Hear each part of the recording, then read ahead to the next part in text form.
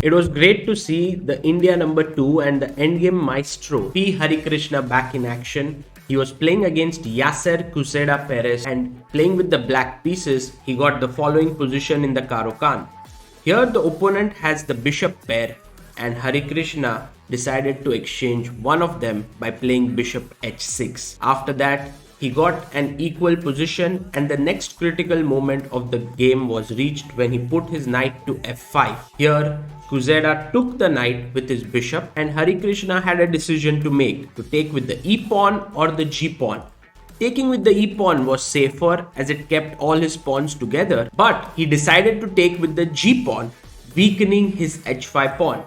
He did have counterplay for that, however, a key error occurred when he moved his king to b8. This showed that Harikrishna was not yet warmed up to the occasion because now after queen e2, he cannot protect this pawn with rook h8 as queen e5 check would lose the rook. That's the reason why he had to play king a7 and after queen h5 he was already in big trouble. He took the pawn on d4 and here the winning continuation for white was to take and play queen f3. If the rooks are exchanged, the queen endgame is very promising with this outside edge passer. As it happened, opponent directly played queen f3 and he went wrong with c4 when Harikrishna simply took on d3, gave a check and from in this position a draw was agreed as there is a constant attack on the king. And there is a perpetual. With this, Harikrishna drew not without excitement and he has now the white pieces to press in game 2. The most curious game of the day was definitely Vidit versus Alexandr Fear. It started off with the Petrov where Vidit was excellently prepared and in this position which has been reached several times, black has usually gone bishop e7 and the position is roundabout even. Vidit played bishop f8 and very quickly he blitzed out his moves here and even played bishop f5 very soon. But rook b1 made him think for a massive 70 minutes. He thought for out of his 90 minutes that were stipulated for 70 minutes and came up with an idea to play rook ac8. Well, we do not know what he was thinking here, but perhaps taking on d3 followed by rook c8, bishop d6 and b6 would have given him equality. When he played directly rook c8, bishop b5, suddenly he was in some trouble. I think he was calculating this variation for 70 minutes where he had to give up an exchange. Here white is the one who's pressing but black is within the drawing realms. A5, rook a1, d4 and after rook a2 perhaps a better way to try and fight for a win was a4 but I think Vidit had enough resources to hold to a draw. After rook a8 d4 the a2 pawn fell and soon the black pawn was coming to a2 and the players agreed to a draw. Although Vidit drew this game not without action, it now means that he has white pieces and that is good news for him as he's very strong with it. A game that many were looking forward to was Gukesh against Daniel Dubov. Daniel Dubov, one of the most creative players in the world of chess, started off his game with the Grunfeld and he went for the line which is not very common here. He took on d4, played queen a5 check and put his queen on a3. Now the game became extremely complicated and in this position Gukesh could have played bishop g5 which was much better way of putting pressure on e7 as after rook a6, knight e7, king h8, knight takes g6 helps him to win the queen. Of course the position is not yet clear and it might be around even but Gukesh has the better side of equality here. In the game when he played bishop b4 he won the rook but he had given up two pieces here and Dubov started to try for a bit but Gukesh held his fort beautifully. In fact, he never let Dubov get the advantage in spite of heavy time trouble and in this position he now went for the move e6. Very nice move because if you take bishop e6 there is rook takes c6 followed by the d4 piece hanging and so and if you play fe6, I still take here, and the d4 hangs with a check. So it was a nice simplifying maneuver with e6. Dubov went bishop b2, rook c2, and here after rook c6 takes, queen a1 and bishop d4. Dubov was threatening to launch an attack, but Gukesh stopped it right in its tracks. After rook c1, the players agreed to a draw, because after queen c1, queen d4, it is equal. A great result for Gukesh, but now he has to defend against the white pieces. Not going to be easy against Dubov. For Iniyan, who was playing against Evgeny Tomashevsky, it was a clash of styles. While Iniyan is an aggressive player, Tomashevsky likes to play positionally, and that explained the opening choice. In a normal Berlin position, where you usually go bishop takes c6, d takes c6 and d e5, Iniyan played bishop a4 and then this gambit line with c3. While everything looked very exciting and interesting, he was making Tomashevsky think for his moves.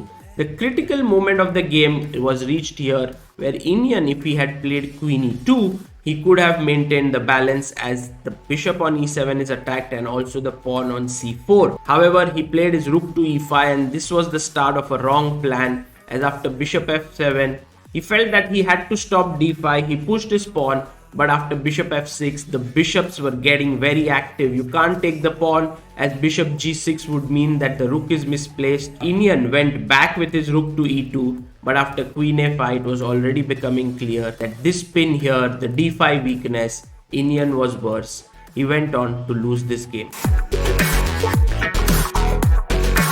A huge result of the day was Praggnanandhaa getting the better of Gabriel Sargissian, the experienced Armenian player. Praggnanandhaa opened the game with the Scotch opening. It's a very interesting choice, and very soon he built up a very nice position because castle long and there was a lot of pressure here. Now Sargissian, who is a very good expert in general, he sacrificed a pawn in order to activate his bishop. It seemed like Praggnanandhaa was putting pressure, but in this position, when he went knight to a5, he was beginning to lose balance. Black had to play the move rook f8, sacrificing his pawn on b7 and trying to get his rook down to e2. It's not so easy for humans to play it. Sargissian played b6, and once Pragg had his knight on c6, things were starting to look good for white, and then Sargissian here went queen h5 when Pragg said it is time to move in. He gave a check, queen came to e7 attacking the rook and also the c7 pawn. He picked up the pawn, and now a very calm move, king b2, forced resignation as the d6 pawn is hanging. The pawn is about to queen on the c file, and Praggnanandhaa had beaten Gabriel Sargissian and now leads the match with 1-0. This match is dubbed as the match of equals, Nihal Sarin versus Sanan Sjugirov, and it lived up to it. It was a slow maneuvering game, and in this position, which is typical Queen's Gambit decline, Sanan played his pawn to f5. Nihal broke in the center with e4, and it soon turned out that Black had the bishop pair, but the bishop on b7 wasn't active. After the rooks got traded, we reached this position where Nihal might have a theoretical edge here because his knight is better than the black bishop on c6, but the youngster didn't want to try, and the threefold repetition came in and a draw was agreed. Now Nihal has the black pieces in the second game and has to be careful against the Russian player.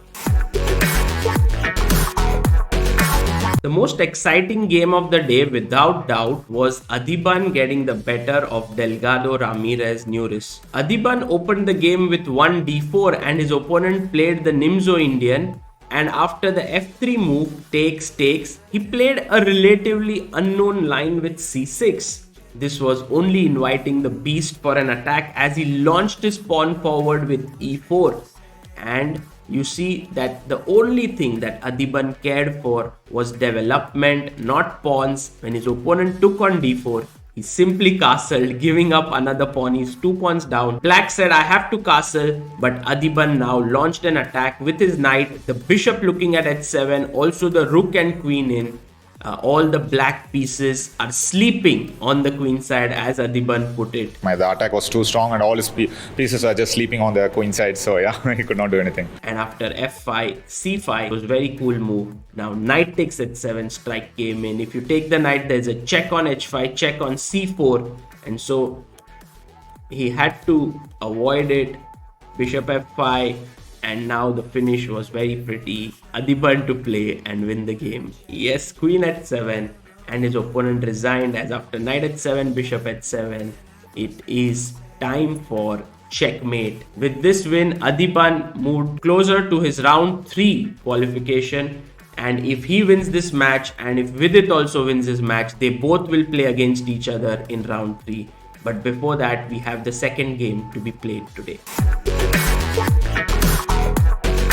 The most important thing in the game between Arvind Chidambaram and Abdusattorov was Arvind's smart opening decision. By playing with the black pieces, he took the pawn on c4, queen's gambit accepted, and then played c5, and very soon he reached a position which was quite good for him. There was an isolated pawn in the position, and he played his queen to b6, takes. Now Nodirbek is an active player, he likes to attack, but Arvind gave him no real chances and was just blockading. Here after knight c7, they took and the pawns were exchanged. Arvind won the pawn on d4, he had to give up the b6 pawn, and now after this, a rook endgame was reached and the players soon agreed to a draw. Harika's opening play was very smart. In this well-known position, white usually goes knight d4 or queen d4, but Harika played the move rook e1, which made her opponent think for 12 minutes and play c5 here, when Harika played c3, and when she played d3, giving up the pawn. It was equal material with weaknesses on d5 and d6. Harika played very well. In fact, she broke open the position with e5 and then got her bishop to f4, knight to e5, all perfect moves, queen c6, exchanged here. At some point, she even, won a pawn, but black should have played knight f4, which could have kept the game going, and black has some compensation for the pawn. But bd6 turned out to be a blunder. Harika found the error. Actually, her knight is not hanging. She played rook to d1, attacking the bishop. If you take the knight, I have rook d8 check, winning the rook on h8. So bishop had to move back, and once the knight came here, the c5 pawn also fell, and Harika went on to win this position with 2 extra pawns. She is the 6th seed in this tournament, and this is her 9th World Cup plus World Championship match, World Championship tournament. And I think with all the experience, she's one of the favorites in this event.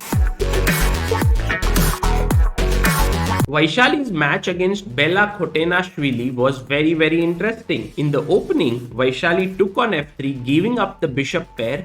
But with the symmetrical structure, it seemed like black had already equalized. She also had a very firm knight on b4.